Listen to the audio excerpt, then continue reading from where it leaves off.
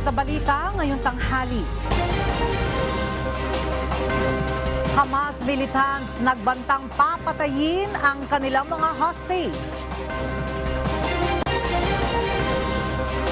Napaulat na mga Pilipinong nabihag ng Hamas militants patuloy na kinukumpirma ng DFA. Mandatory repatriation sa mga Pilipino sa Israel handang ipatupad ng pamahalaan.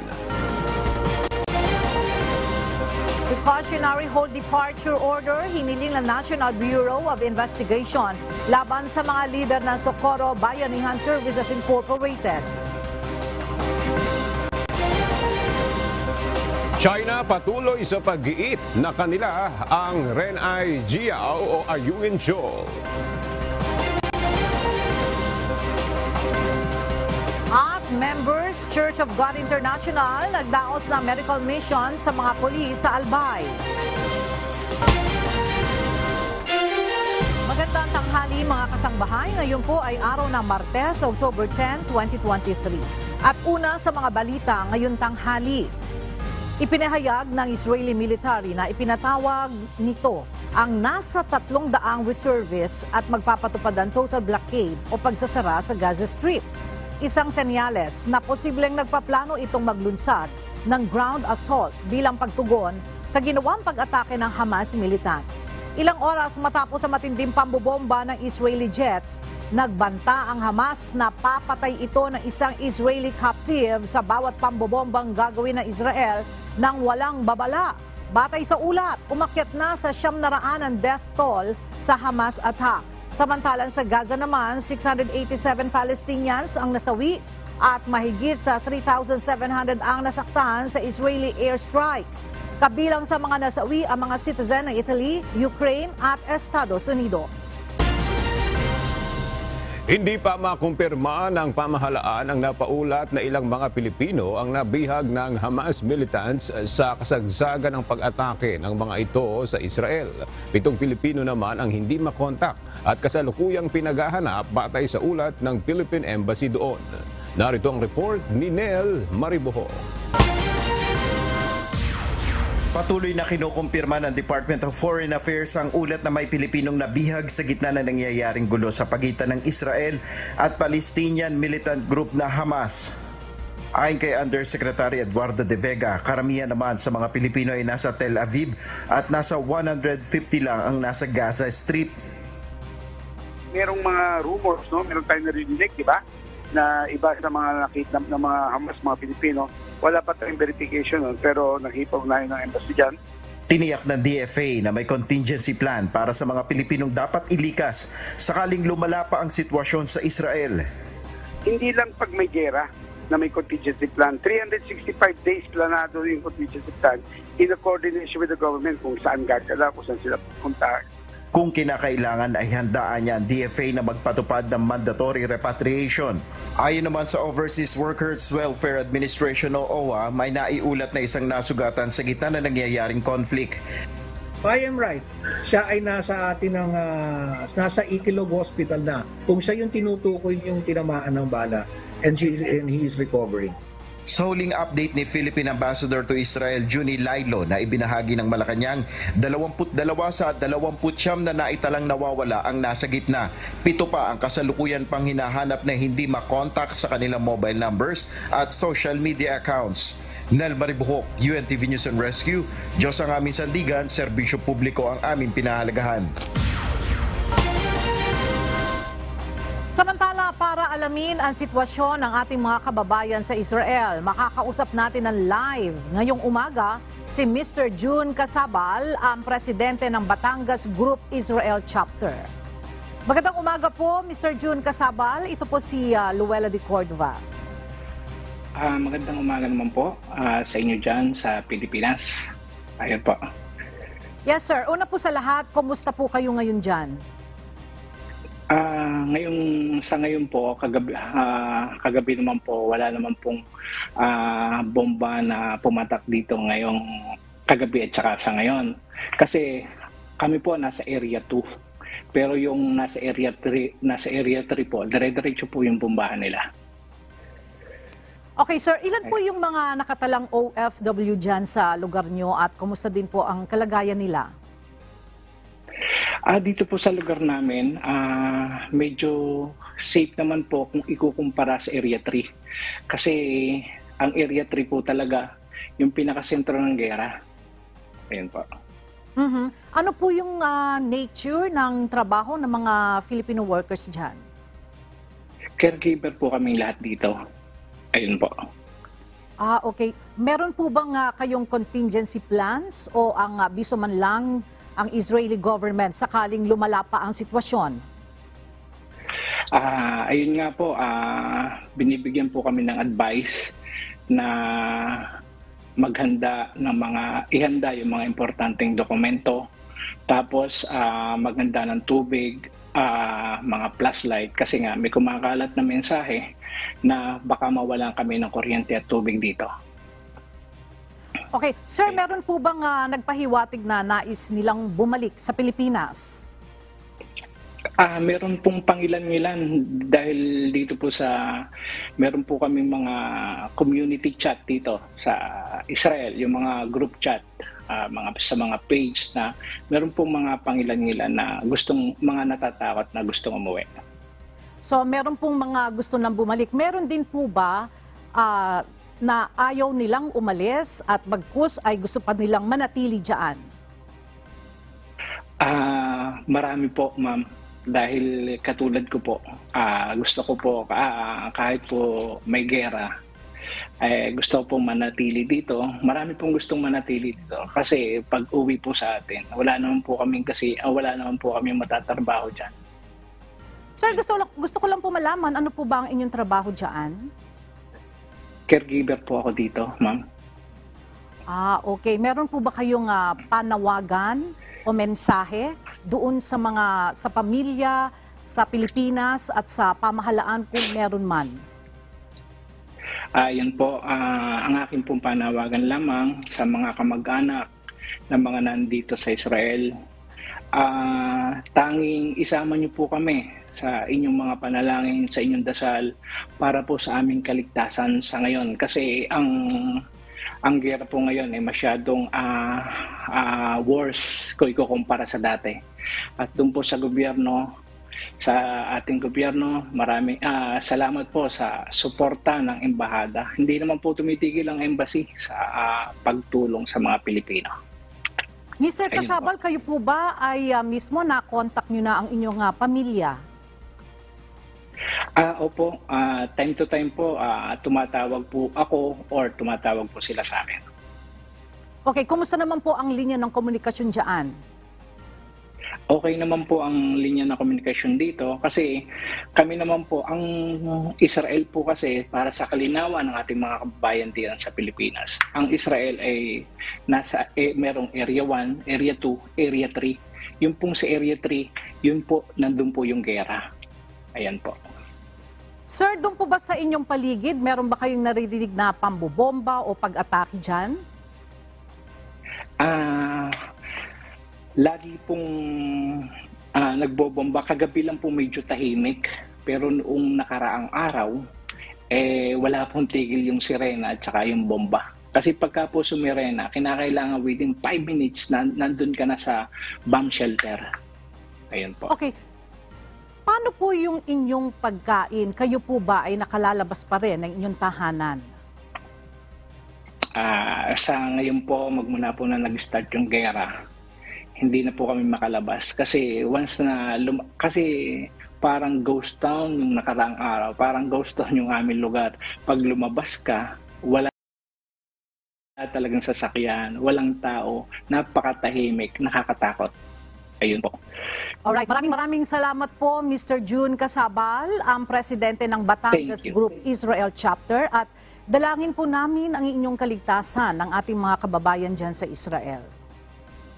Maraming salamat din po sa inyo. Ayun po. Dinalaw sa ospital ng mga opisyal ng Department of Migrant Workers at Overseas Workers Welfare Administration ang isang Pilipino na nasugatan sa gitna ng bakbakan sa pagitan ng Israeli forces at Hamas. Ayon sa DMW, nagtamo ng minor injuries ang isa nating kababayan doon habang isinasagawa ang rescue operations. Binigyan rin ng cash assistance ang ilan pang mga OFW na nasagip ng mga otoridad na ngayon ay pansamantalang inilagak sa isang hotel doon at nasa maayos ng kalagayan. Mariing kinondena ng mga lider ng ilang bansa ang madugong pag-atake ng Islamist militant group na Hamas sa Israel. Kabilang sa mga nagpahayag ng suporta sa Israel, ang mga lider ng United Kingdom, Germany, Italy, France at Estados Unidos.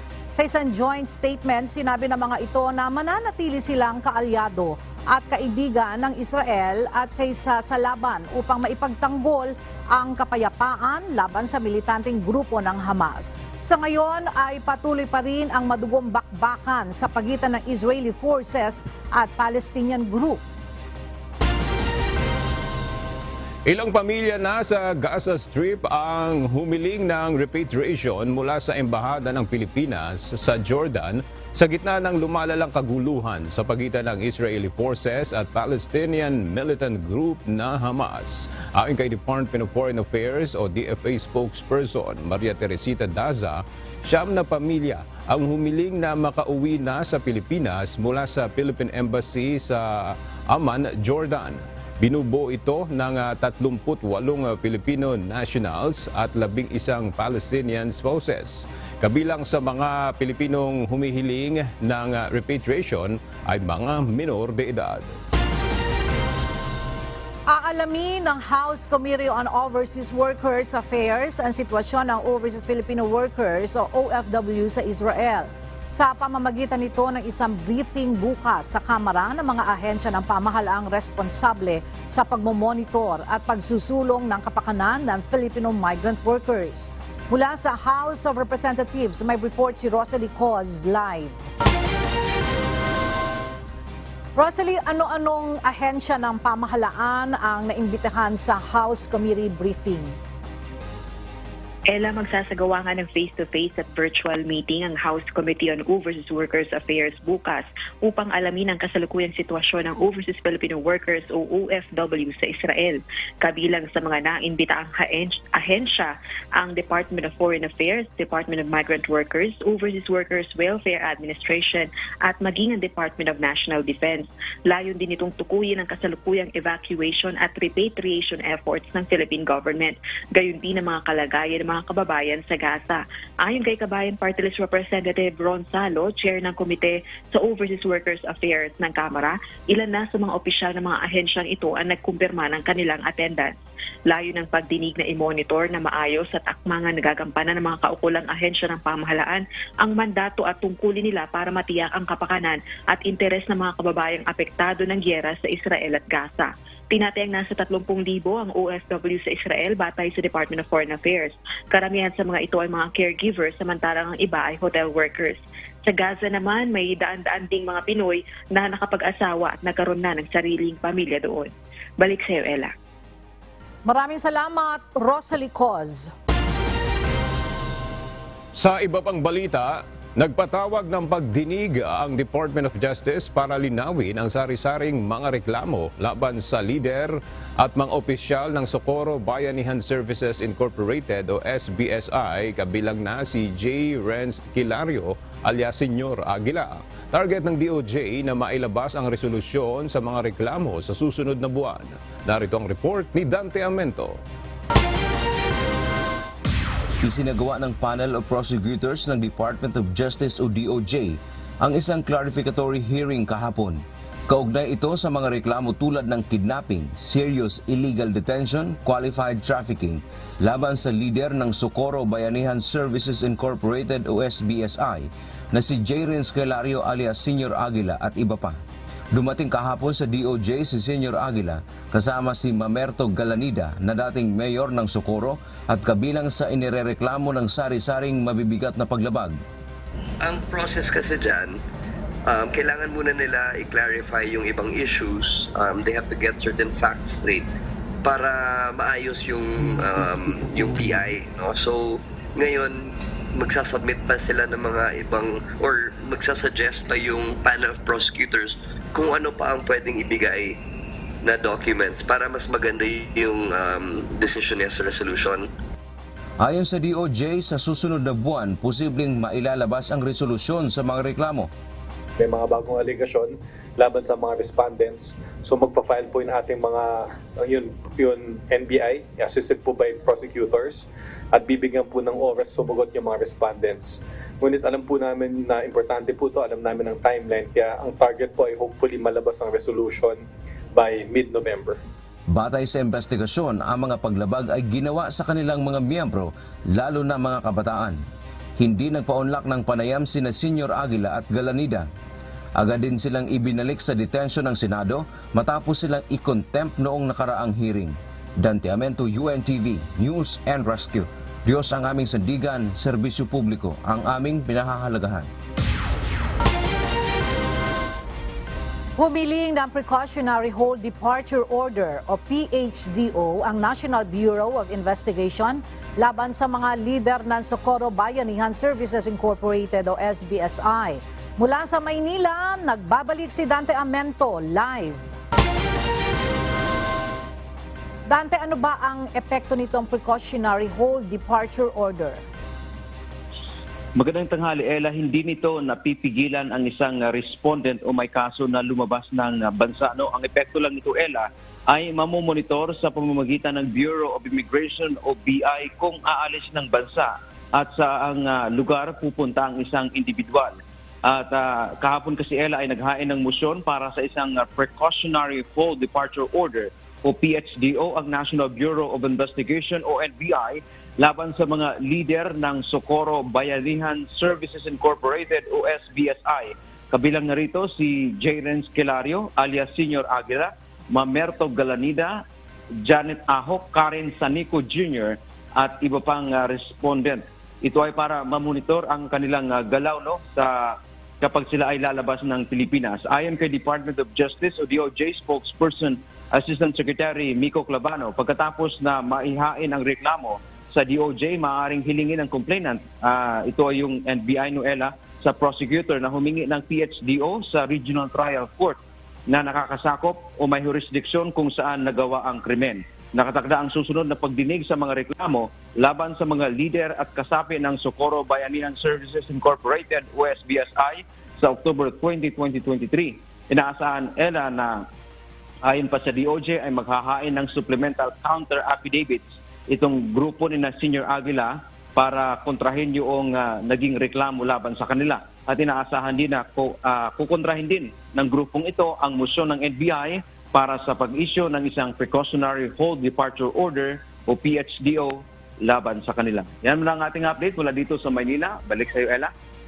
Maraming salamat, Dante Amento. Isinailalim pa sa iba yung pagsusuri ang labi ng estudyanteng na ospital at nasawi ilang araw matapos ang pananampal ng kanyang guro sa Antipolo City. Ito ay kahit tapos na ang otopsiya na isinagawa ng PNP Forensic Group. Narito ang report ni Lea Ilagan. Mayroong tuberculosis si Francis J. Gumikib, ang batang namatay umano sa pananakit ng guro sa Antipolo City. Ito ang kinumpirma ni Forensic Group Medical Legal Chief Dr. Hector Sora matapos na makitaan ng infeksyon sa baga. Bagamat natapos na ang isinagawang autopsy sa bata, hindi pa nila maiilabas ang resulta nito dahil hinihintay pa nila ang resulta ng histopathology exam. Yung autopsy grossly po. So by the naked eye, kung ano yung findings namin during autopsy, for example, may mga physical injury or sabihin natin sa mga natural cause sa inatake sa puso. So makikita kami po sa heart niya ng mga findings na nagsasabi na inatake siya sa puso. Ang sa histopath naman, we have to get sample tissues from the body nung namatay po or no victim, tapos ipoproseso po siya, pa-process para maging slides, makakapagtukoy kung ano yung kinamatay ng tao po. Gayunman, sinabi ni Dr. Sora na malabong maging sanhi ng pagdurugo ng utak ang pagkakaroon ng tuberculosis. Infection kasi ang ang TB, so hindi siya magkakos ng bleeding. Ang resulta ng autopsy sa biktima ang hinihintay ng Antipolo Police para masampahan ng kaso ang guro na umano'y nanampal sa estudyante. Leia Ilagan, UNTV, News and Rescue. Diyos ang aming sandigan, serbisyo publiko ang aming pinahahalagahan.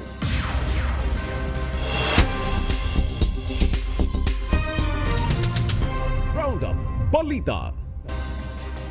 Magsasagawa ng job fair ang Cooperative Development Authority, National Capital Region o CDA-NCR sa darating na October 16 sa Skydome, SM North, EDSA. Ayon kay CDA-NCR Director Pedro Defensor, nasa mahigit 5,000 trabaho mula sa professional hanggang skilled position ang available sa idaraos na job fair. Dagdag pa ni Defensor, ang mga labor service cooperatives na makikipag-participate ay mula sa NCR at Region 4A. Patuloy ang paggigiit ng China na sa kanila ang Renai Jiao o mas kilala bilang Ayungin Shoal. Sa inilabas na pahayag ng China, binigyang diin ito na mulat sa pool ay bahagi na ng kanilang bansa ang naturang teritoryo. Muli rin itong sinabi na hindi nila kinikilala ang anumang South China Arbitration Award na nagsasabing ang Pilipinas ang may karapatan dito. Hinihikayat din ito ang Pilipinas na tigilan ang umano'y provocations at paggawa ng gulo na nakakaapekto sa kapayapaan at katatagan sa lugar. Kinumpirma ng Philippine National Police o PNP na umabot na sa 357 ang areas of grave concern sa ilalim ng red category. Ito'y 21 araw bago ang barangay at sangguniang kabataan elections. Ayon kay PNP Public Information Office Acting Chief Police Colonel Jean Fajardo, 70% ng naturang bilang ay mula sa Bangsamoro Autonomous Region in Muslim Mindanao o BARM. Nasa 1,323 naman ang nasa ilalim ng orange category at 1,231 ang yellow category. 21 days before the election ay talagang mas lalo nating pinalalakas yung ating pag-monitor, particularly na-mention mo nga yung mga communist terrorist group, pati na rin po yung local terrorist group. Inaasahan po natin in the coming days po ay magdi-deploy na po tayo ng additional personnel, particularly sa Bangsamoro Autonomous Region as part of our security preparation para po sa election po. Samantala, nasa 71 naman ang naitalang mga insidente na hinihinalang may kinalaman sa halalan. 8 sa naturang bilang ang kumpirmadong election-related. 18 ang patuloy na binavalidate at 45 naman ang walang koneksyon sa eleksyon. Umiiral pa rin ang isang low-pressure area sa Dagat Pasipiko. Namataan ito ng Pag-asa kaninang alas 4 ng umaga sa layong 1,170 kilometers sa silangan ng Eastern Visayas. Sa ngayon ay maliit pa ang posibilidad na maging bagyo ang sama ng panahon pero posible itong pumasok sa PAR sa loob ng 24 hanggang 48 oras. Sa mga susunod na araw ay posibleng dumikit pa ito sa bansa at dumaan sa bahagi ng Southern Luzon at Visayas. Sa ngayon ay magpapaulan ang extension o buntot nito sa Mindanao, Bicol Region, maging sa Eastern at Central Visayas.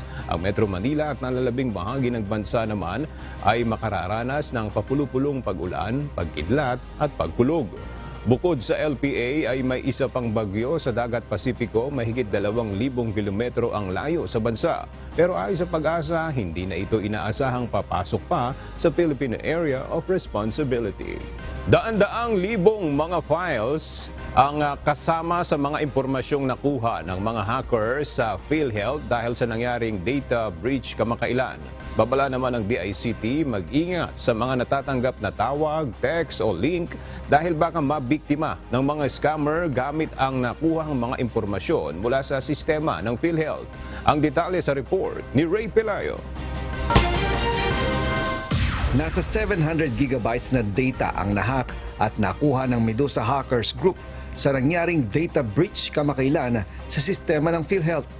Ayon sa National Privacy Commission, naglalaman ito ng nasa 421,000 files na may mga personal na impormasyon ng mga miyembro ng PhilHealth gaya ng ID number, pangalan, kasarian, birthday at maging address. Posible nilang magamit ang mga impormasyong ito para makakuha ng claims. Well, magagamit niya yung information na to, no? Hindi ko lang alam kung kompleto yung data. Pero hindi lang naman kasi ito yung unang breach natin, no? Meron pa tayong previous na breach, and if meron kang ganong data set, if you combine everything, mas marami ka nang alam dun sa isang tao. No? Kung magiging successful yung fraudulent claim o hindi, siguro largely it will depend na rin sa mas pinaigting na verification na gagawin ng PhilHealth. Tiniyak naman ng PhilHealth na mahigpit ang kanilang sistema para matiyak na totoo ang mga ipinapasang claims sa kanila. Sabihin na natin na mag-fabricate sila ng claim, no? Pag natanggap naman yan sa PhilHealth, napakamasusi ng ating adjudication process. So, malalaman natin kung bogus yung claim na yan. Ayon naman sa DICT, maaaring gamitin ng mga hacker ang mga datos na nakuha nito sa PhilHealth para magkapera dahil hindi sila nagtagumpay na makakuha ng ransom sa ahensya. Posible nilang direkta nila itong ibenta sa mga scammer o gamitin para makabingwit ng iba pang impormasyon.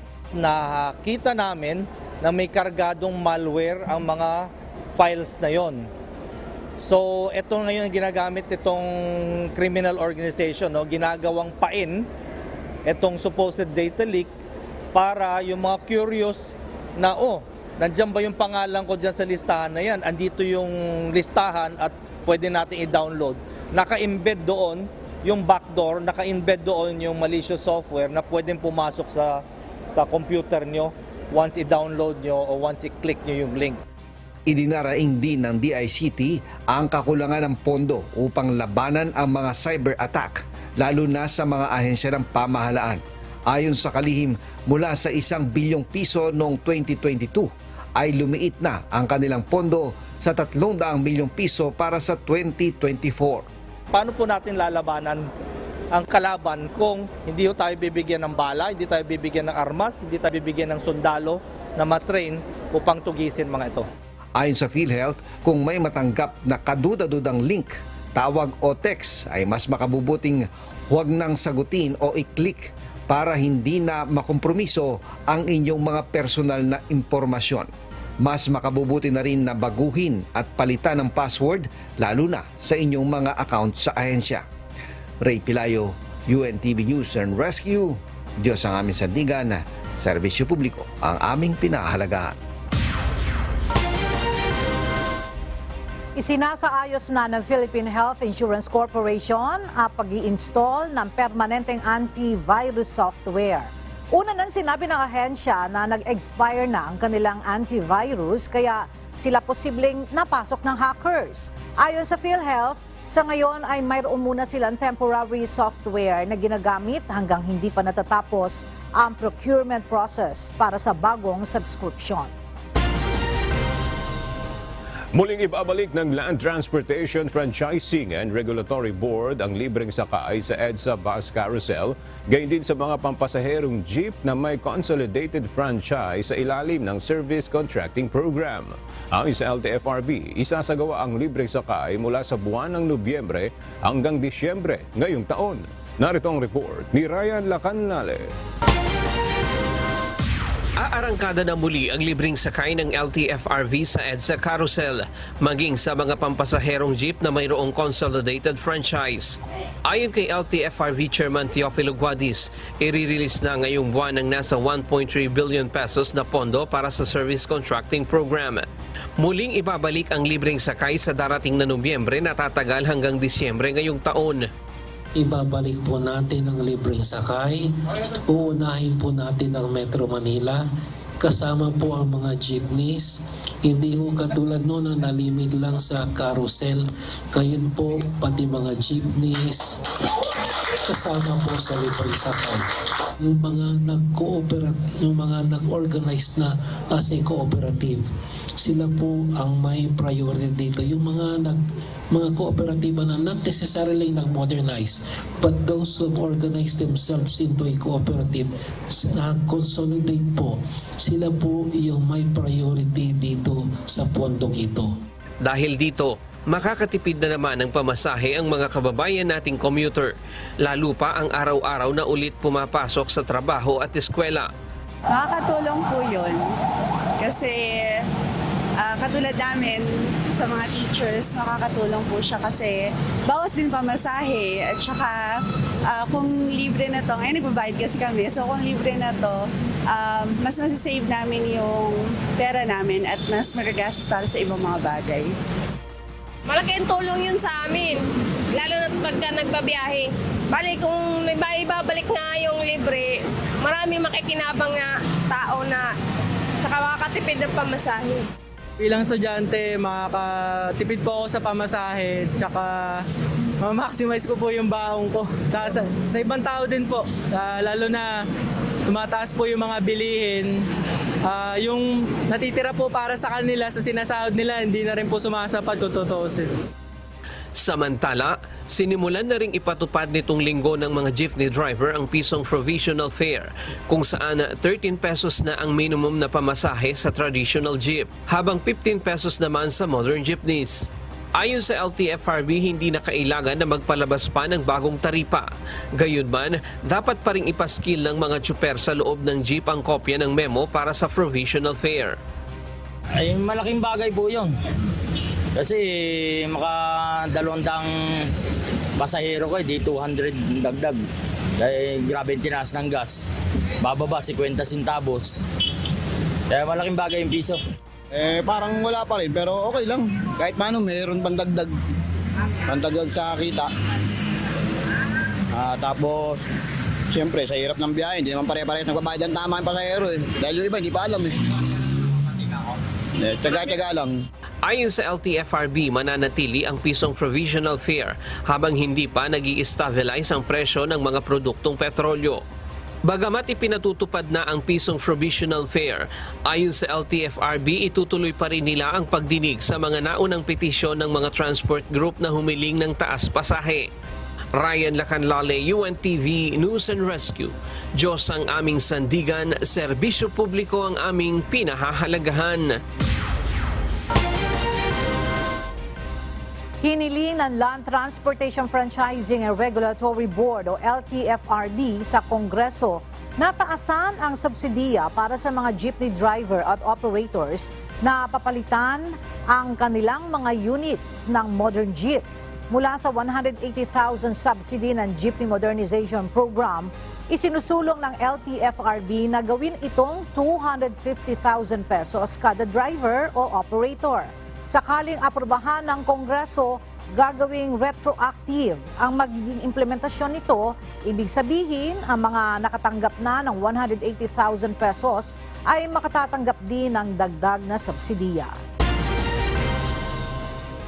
Samantala, ipinagutos ni Pangulong Ferdinand Marcos Jr. ang pagsuspindi kay LTFRB Chairperson Teofilo Guadis kasunod ng aligasyon ng mga katiwalian. Sa isang pahayag, sinabi ng palasyo na pinaiimbestigahan na rin ng Pangulo ang issue.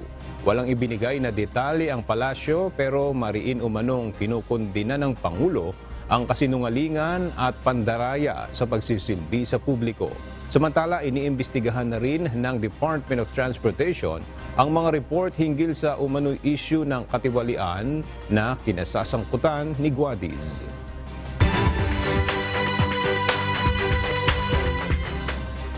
Isinailalim sa state of calamity ng pamahalaang panlalawigan ng Oriental Mindoro ang bayan ng Roxas at Mansalay matapos na kumalat ang African Swine Fever o ASF sa nasabing mga lugar.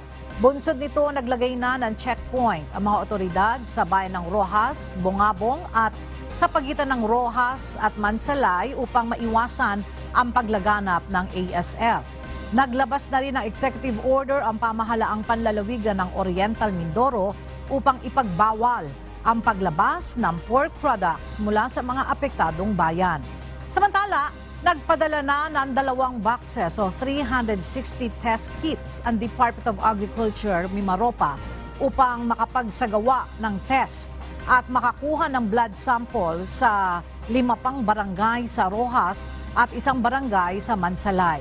Tinayak naman ni Governor Pumerlito Dolor na ligtas pa rin sa ASF ang ibang lugar sa lalawigan. Muling napasama ang lalawigan ng Palawan sa top 10 best island sa buong Asya.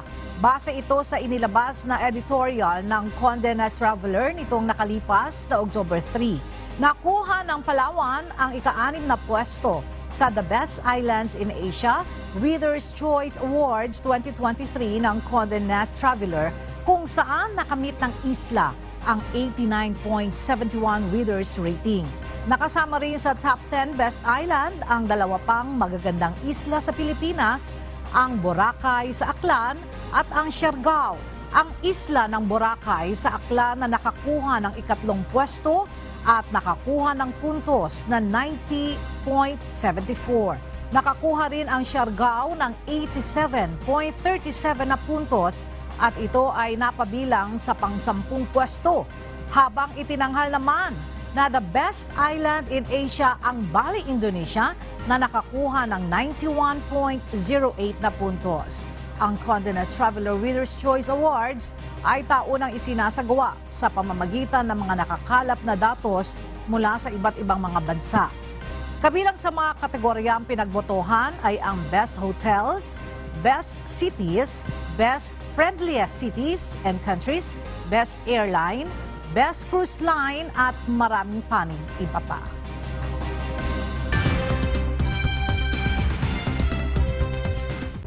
Lumabas sa isang pag-aaral na posibleng maapektuhan ang kalusugan ng bilyon-bilyong tao dahil sa tumitinding init ng panahon.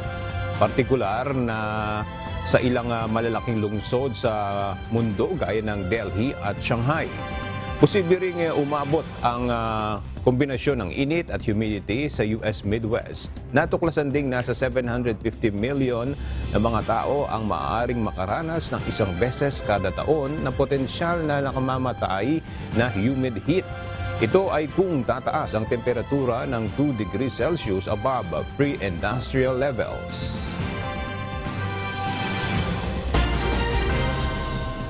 Makukulay na display sa himpapawid ng New Mexico ang tampok sa Albuquerque International Balloon Fiesta.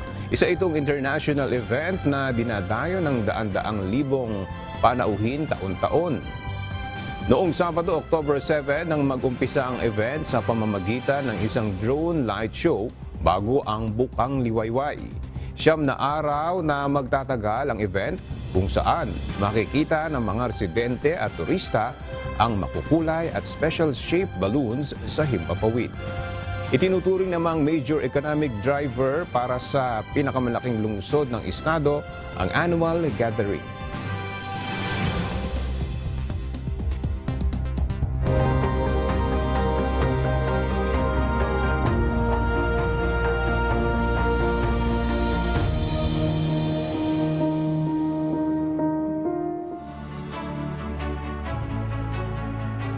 Nagdaos ng medical mission ang Members Church of God International sa Camp Ola sa Legazpi City, Albay, kung saan napagsilbihan ang mahigit sa 1,000 kawani ng PNP kasama na ang kanilang mga pamilya.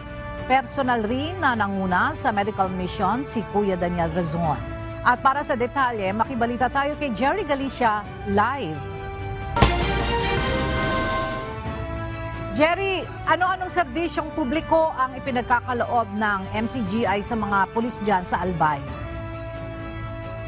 Yes, Ella, ngayon nga ay kasalukuyang nagpapatuloy itong medical mission dito sa Camp Simeon Ola sa Legazpi City, kung saan nga nakatanggap na piya ng libreng konsulta sa pagtingin sa mata, libre din ang eyeglasses. Gayon din, meron ding dental at itong pedya, maging itong adult check-up dito sa nagpapatuloy ng medical mission na Ella.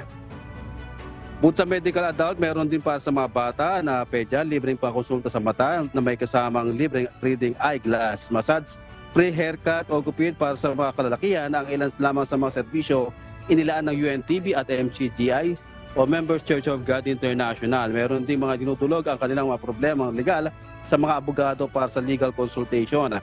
Kahit patuloy ang nararanasan pagbuhos ng ulan, ay tuloy-tuloy din ang sinasagawa nitong medical, dental, optical at legal para sa mga miyembro ng Philippine National Police o PRO5 dito sa Camp Simeon Ola, Legazpi City, Albay.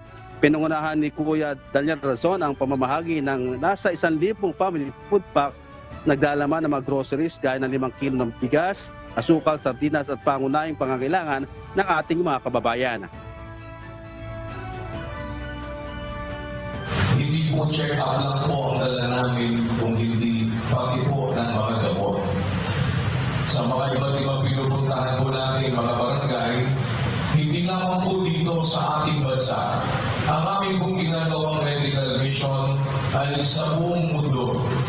Sa iba't ibang panig na daigdig kung saan kami po ay mayroong mga chapters, tuloy-tuloy po ang ating ginagawang medical missions. Isa sa mga nagiging hadlang kung minsan upang tuluyang magkaroon ng maayos na kalusugan ng isang mamamayan ay ang kakulangan po ng gamot.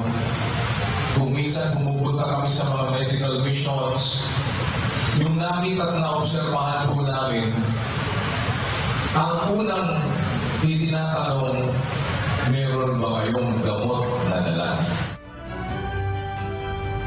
Ella, sa sinagawang maikling programa kaninang umaga, ginawad ang 4-year honor o pagsalubong sa panahon pandangal sa pagdating ng Kuya Daniel dito sa Camp Ola. Nagsagawa din ng conference sa pagitan ng mga provincial director ng PRO5 at sa panguna ni Kuya Daniel Razon.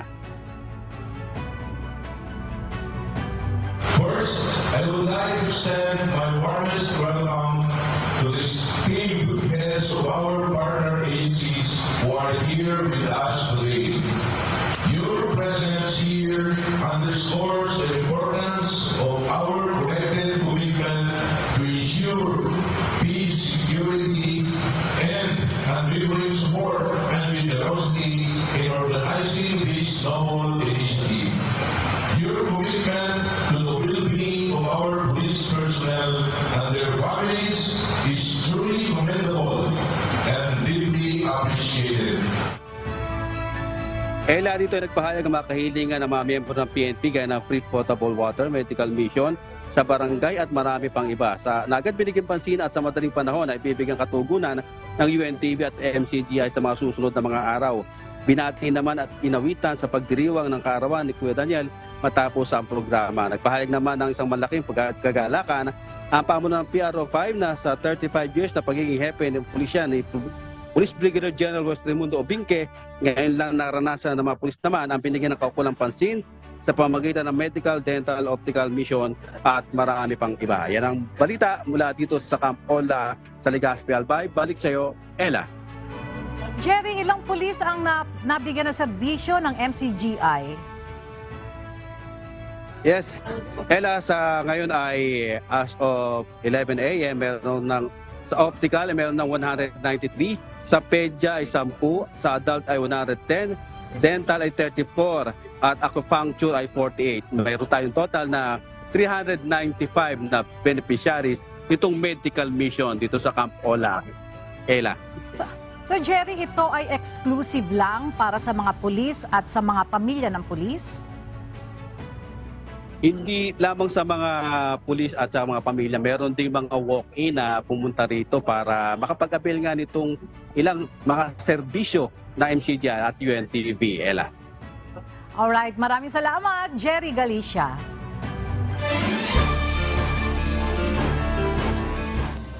Sa kapapasok lamang na balita, kinumpirma ngayon ng Department of Education na pinatawan ng 90-day preventive suspension ang guro na umano'y nanampal ng isang grade 5 student sa Antipolo City na kalaunan ay nasawi. Ang kabuang detalye abangan mamaya sa Ito ang Balita.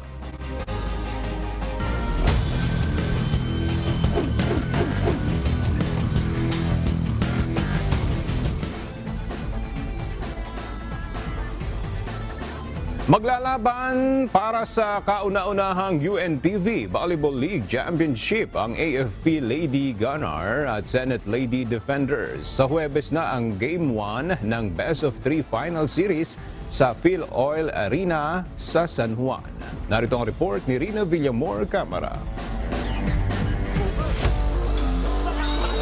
AFP at Senate kapapasok na sa finals round ng UNTV Volleyball League. Pinatunayan ng Senate Lady Defenders ang kanilang galing at katatagan sa laban nila kontra PNP Lady Patrollers sa knockout semifinals game. Umpisa pa lang naging agresibo na ang koponan ni Coach Roger Gorayev sa kanilang mga service aces at attack points para lamangan ng Lady Patrollers sa unang dalawang set ng laro 25-15 at 25-19. Bandang third set nang magkaroon ng error sa kanilang mga receive ang Senate team kung saan wala ding playing time sina Kat Villegas at Sheila Cecilio para makuha ng PNP ang lamang sa 19-25. Ngunit sinaga ng Senado ang kanilang laro sa mga blocks at attacks na unti-unting nagpababa sa moral ng PNP para ipanalo ang fourth set 25-18. Sa buong laro, nalimitahan ng Senate ang kanilang errors sa 27 kumpara sa 41 errors na naibigay ng PNP. Si Kat Villegas ang tinanghal na best player of the game. Samantalang patuloy ang pamamayagpag ng AFP matapos ibigay ang fourth place sa Judiciary Justice Servers na hindi rin sumuko sa semis game. Tinapos ng Lady Gunners ang laro sa 3 straight sets 15-25, 12-25 at 15-25. Ang AFP nakapagbigay ng 33 attack points sa laro kumpara sa 15 attack points ng Judiciary. Lamang din sila sa service aces na umabot sa 17 points. Si Joanne Bunag ang best player of the game. Abangan ang Game 1 ng UVL Final sa darating na October 12 sa Phil Oil Arena alas 5 ng hapon kung saan magtatagbo ang AFP at Senate teams. Isang goodwill game naman ang matutunghayan sa Game 2 ng UVL Final sa Phil Sports Arena alas 2 ng hapon sa darating na October 15 kung saan magiging magkakampi ang Judiciary at Ombudsman na kakalabanin ang kuponan ng DFA at PNP. Rina Villamor Camara, UNTV News and Rescue. Diyos ang aming sandigan, serbisyo publiko ang aming pinahahalagahan.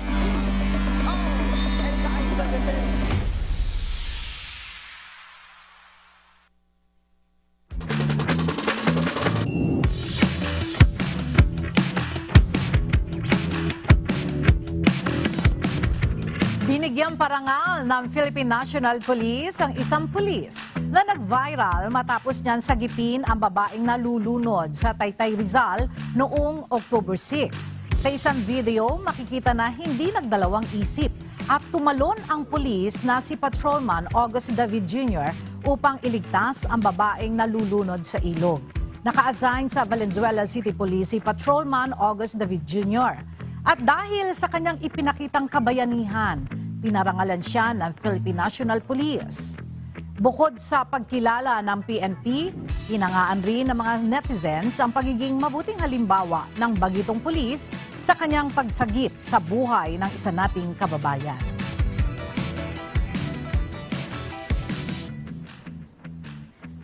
Nakakabilib naman yung ginawa ni Patrolman David, aga dahil alam mo, marami kasi ngayong kapulisan ang nasasangkot sa karahasan, sa krimen, pero meron pa rin, hindi dapat natin nilalahat yan dahil meron pa rin na pulis na nagbibigay ng kagandahang loob at handang isakripisyo ang kanyang buhay at isa na nga ito si Patrolman David.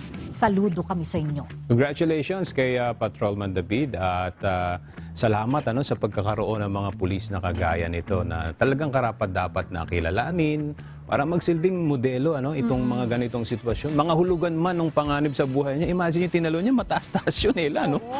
Hindi ko kaya yun kaya mo ba yun? Hindi lang basta ka-level niya yung tubig na pagliligtasan niya doon sa nalulunod. Kundi nakita mo talagang tumalon siya at talagang nandun yung pagpapakita ng kabayanihan nitong ating patrolman na si David. At muli, congratulations sa pulis natin ito.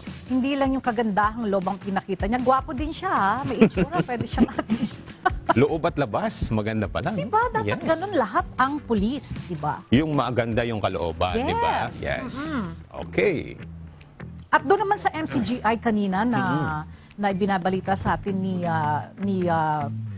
Jerry Galicia, napakaganda din doon dahil nga si Patrolman David Pulis ang pinarangalan, ibinigyan din naman natin ng serbisyong medikal itong mga pulis natin, di ba? At ang dami, no? Ang dami nilang nagsipuntahan, pati yung pamilya na nakakatuwa dahil natulungan sila ng MCGI.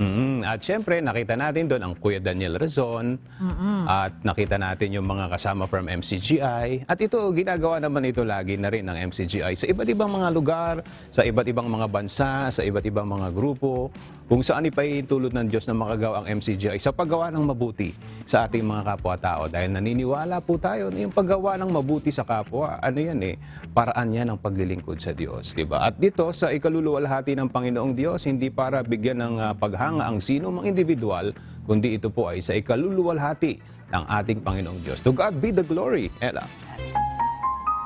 At sa ating pong iiwang mga salita ng Diyos na ating sandigan mula sa Aklat ng Kawikaan, Kapitulo 4, versikulo 18 na nagsasabi, "Ngunit ang landas ng matuwid ay parang maliyab na liwanag na sumisilang ng higit at higit sa sakdal na araw."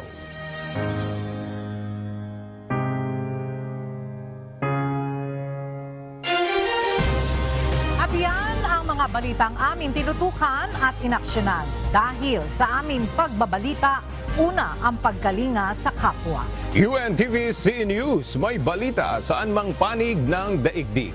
At dito sa UNTV, Diyos ang aming sandigan, serbisyo publiko ang aming pinahahalagahan. Magandang tanghali.